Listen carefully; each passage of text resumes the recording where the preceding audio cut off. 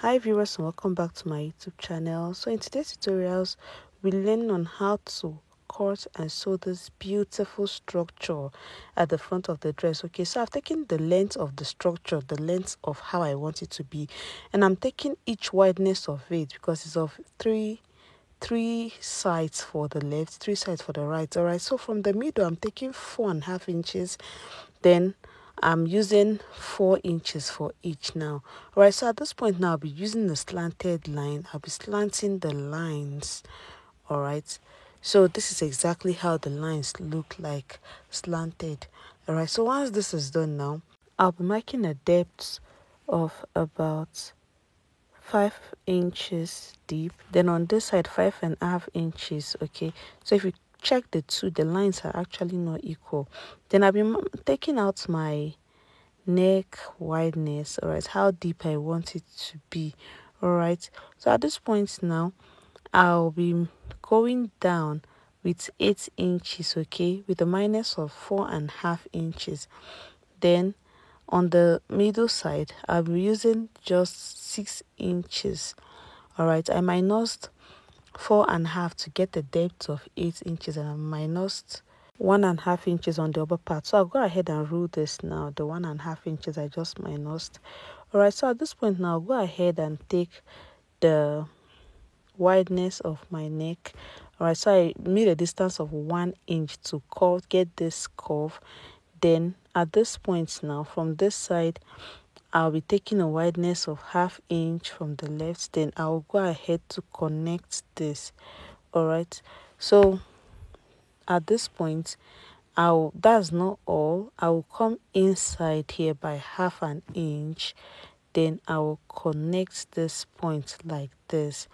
Then I'll make a downside to get a connection. All right, then I'll connect this point this way. All right, because the main structure, actually the front side is shorter than the others. All right, so and the other side, the middle one, is longer than the others as well. All right, so this is at this point now go ahead and connect this way. All right, I'll go ahead and connect this way. Okay, so after connecting this way, this is exactly how I want it to be. I'll go ahead and blend it in for it to sit perfectly. Okay, so this is my downside. I'll go ahead and extend this downside this way. Okay, so at this point now I'm making a minus of 1 inch on this side because I want the middle one to be longer than the two. All right, so I'll go ahead and include 2, 3. I labeled 1, 2 and 3. I want my 2 to be longer than the 1 and 2, the 1 and 3. Okay, so at this point now I'll go ahead to connect this. So once this is done, I'll go ahead and trim this all out. Okay, all right, so I'll just get it all together exactly the way it is. All right, so this is exactly how I'm going to trace this. So once I get to this point now, I'm going to stop right there, then trim out the remaining part of the pattern paper all out. Okay, then on this side I'll definitely take exactly the shape how I want it. All right, so this is how it looks like. All right, so this pattern paper is actually folded into two, so we'll go ahead and get it on our main fabric and all. All right, so at this point now go ahead and get another pattern of like an oval shape. Okay, I'll get an oval shape measurements of 2 sizes. Okay, so at this point now this is the size I got. Right, this one is actually the small size. I'll just go ahead and trim it all up. So once this is done, I'll get the wideness. The length is about 5 inches, while the wideness is about 4 inches. Okay, now I'm getting on that pattern paper. Then I'll place the first oval shape I got on it. then I'll just push it right up to get it larger than the previous. Okay, so this is exactly how it looked like, but this one, the difference is actually more like 1 inch difference of on the size, the length and the wideness as well. All right, so at this point now, just go ahead and trim this all out. Go ahead and trim it out. Okay, so once this is done, okay, so I'll just go ahead and get this patterns exactly the way it is on my main fabric and on my lace. Okay, so this is exactly how I've gotten that I've actually attached my bone to the part. Okay, I also use a hard stay for this. Okay, so this is exactly how it is. I'll go ahead and turn it all up. So I've turned it up and I've ironed it. Right, so at this point now, I'm going to sew this side to stitch from this side, because this space we provided was where we turned it from. So I've stitched it. All right, I've stitched it. This is exactly how it is. So at this point now, I'll go ahead and join for my main, the middle one, the one that has about 6 parts. Okay, so I also got a turn up for it. Okay, so this turn up now, I just took the shape, but I did not trim it out like one after the other. All right, so I'll trim that out when I'm done sewing to give me a perfect look of what I want. All right, so at this point now, I've gotten my hard stay as well. All right, so at this point I'll go ahead and attach a bone to the hard stay and the plain material attached together. Okay, so I'll be sewing the bone on the sides of it. So once I get to this side, I'll stop right there. All right, so this is how it looks like from the front side of the fabric. So at this point now, I'm going to place this my fabric on top. Okay, I'm going to place it right on top, then trace it exactly the way the shape is. Okay, so I'm going to sew right there. Actually, I'm actually using about half an inch to do this sewing. Okay, so this is exactly how it looks like. All right, so if you find this video very helpful, don't forget to like and subscribe. Don't also forget to turn up your notification button. Okay, so whenever we drop new videos, you get notifications. All right, don't forget to subscribe. Okay, all right, so at this point now, this is it. I'll just go ahead and follow the shape exactly the way the shape is. Okay, that's the reason why I did not trim the one under. I did not get exactly the shape.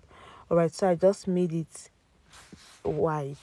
All right, so after sewing, I'll go ahead and trim exactly the shape I want, exactly the shape of how the upper part looks like.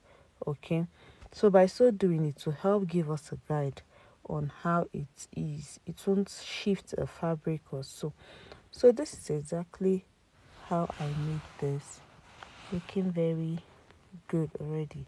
So at this point now, I'll actually tracing this, following the shape one after the other, making sure all the parts are perfectly stitched. All right, so making sure the stitches are actually perfect and okay. All right, so at this point now, I'm going to do this. Okay, so I'm almost getting to the end of this.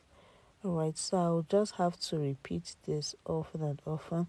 So once I get to that side that has a sharp edge, I'll go ahead and turn it on my machine this way to get exactly what I want. All right, so this is how it looks like.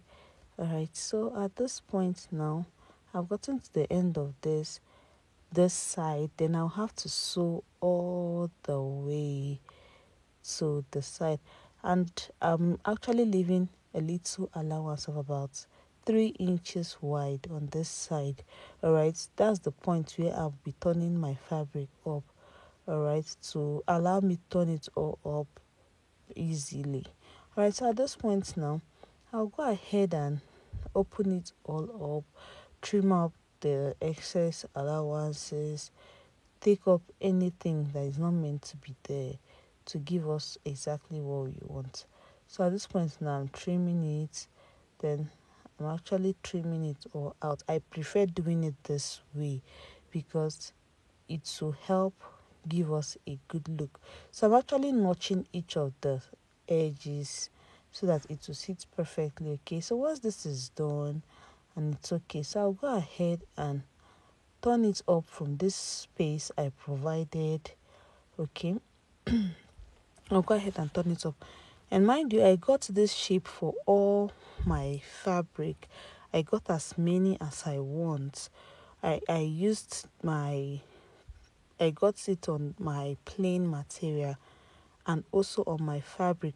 Okay, because on my fabric is actually a beaded lace, so I actually wanted to use my beaded lace on the surface of it to achieve this style.